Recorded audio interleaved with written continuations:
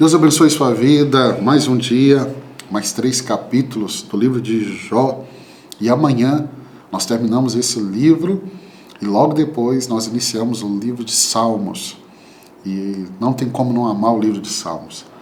Nós vamos caminhar juntos no livro de Salmos e vai ser fantástico, mas vamos terminar esse livro maravilhoso, que é o livro de Jó, capítulo 37, 38 e 39. Capítulo 37, Eliú vai concluir a sua fala. E aí no capítulo 37, Eliú conclui a sua fala destacando o poder e a majestade de Deus, manifestadas na sua natureza, ou seja, na criação. Ele vai descrever em detalhes fenômenos naturais como tempestades, relâmpagos, chuva, neve, para ilustrar a soberania e o controle de Deus sobre o mundo. Eliú vai argumentar para Jó que esses eventos demonstram a grandeza de Deus e devem inspirar temor e reverência entre os homens. E aí ele exorta Jó e seus ouvintes a reconhecerem a limitação da sabedoria humana diante da sabedoria divina. Olha o verso 23 do capítulo 37. Fora de nosso alcance está o Todo-Poderoso, exaltado em poder, mas em justiça e retidão não oprime ninguém. Então ele está trazendo aqui no capítulo 37, no encerramento do seu discurso, nesse fechamento, esse entendimento para Jó. E aí eu quero te ensinar. Aqui o que nós vemos na descrição dele é o que nós chamamos da transcendência de Deus e da justiça de Deus. Então por isso que ele diz, olha, ele diz, fora do nosso alcance está o Todo-Poderoso, exaltado em seu poder, mas em sua justiça e retidão não oprime ninguém. Então existe uma transcendência e justiça de Deus.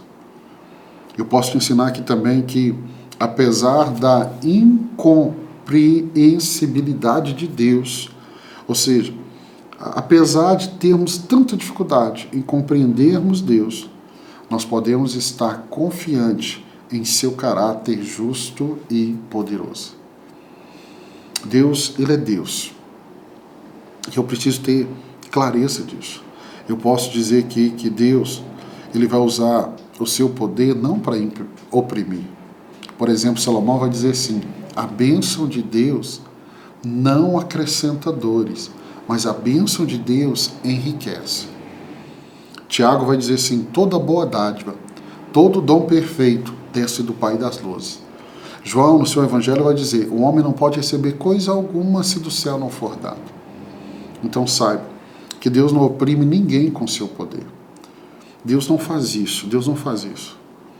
Deus é justo, Deus é reto, e isso deve ser um consolo para os justos, e isso deve ser um aviso para os ímpios.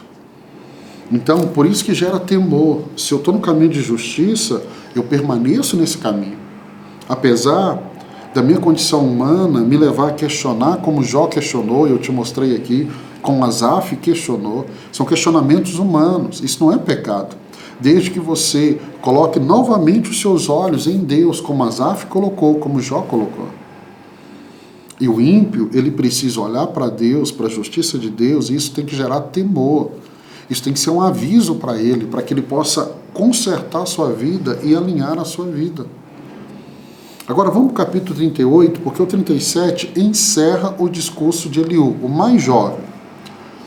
Parece o discurso do mais experiente, mas é o mais jovem falando, o último a falar. E aí Jó agora, ele vai falar.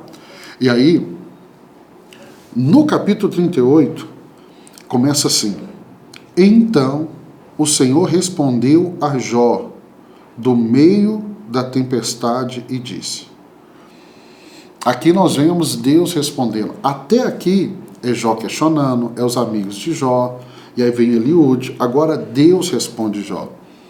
E aí o desafio na resposta de Deus ao questionamento sobre a justiça divina que Jó fez, Deus vai perguntar a Jó, onde Jó estava quando os fundamentos da terra foram estabelecidos?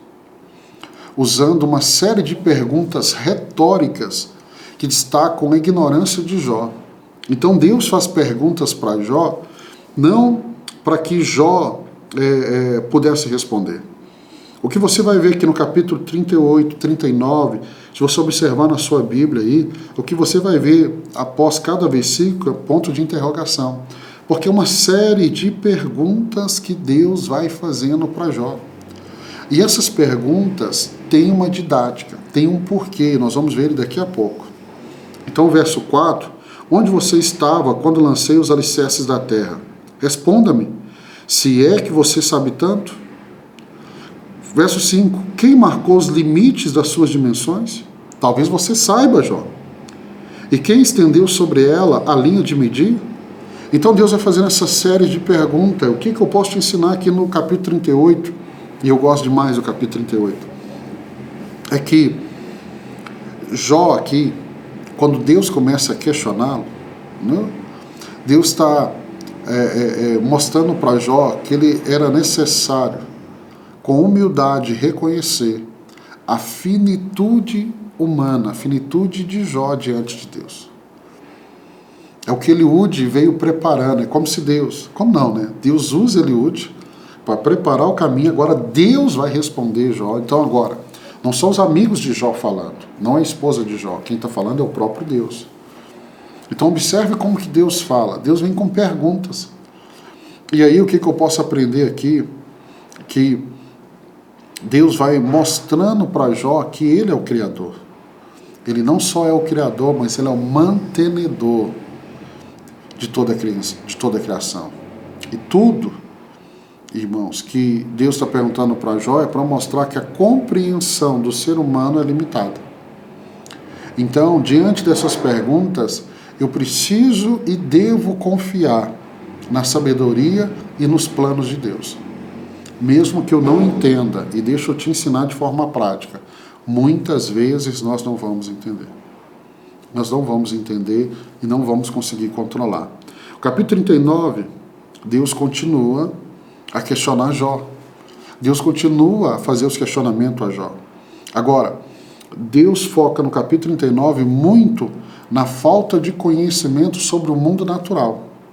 E aí Deus descreve o comportamento e as características de várias criaturas, como leão, corvo, cabras, monteses, cervos, burros selvagens, bois, avestruz, cavalos de guerra, gaviões, mostrando que Jó não tem poder ou entendimento sobre a criação dessas criaturas, ou sobre o controle dos seus comportamentos. Olha o verso 26 do capítulo 39, verso 26.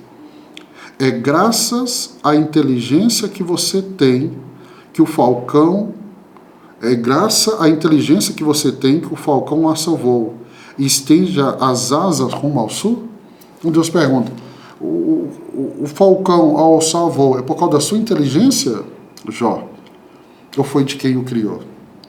Então, eu pego o capítulo 39 para dizer algo para você aqui, entendeu? Se Deus sabe criar e governar a sua criação, e Deus está mostrando isso nos questionamentos para Jó, é para que eu e você possamos entender que Deus também, meu irmão, sabe governar a vida dos filhos dele. Se Deus governa a criação, não é muito semelhante ao que Jesus faz no Sermão do Monte? Quando ele pede para observar o pássaro, a flor, ele diz, Deus dá comida para o pássaro, Deus dá a beleza das flores, ele diz, nem Salomão em toda a sua glória se vestiu como elas. E é o mesmo discurso de Jesus. Se Deus cuida do pássaro e da flor, vai cuidar muito mais de mim e de você.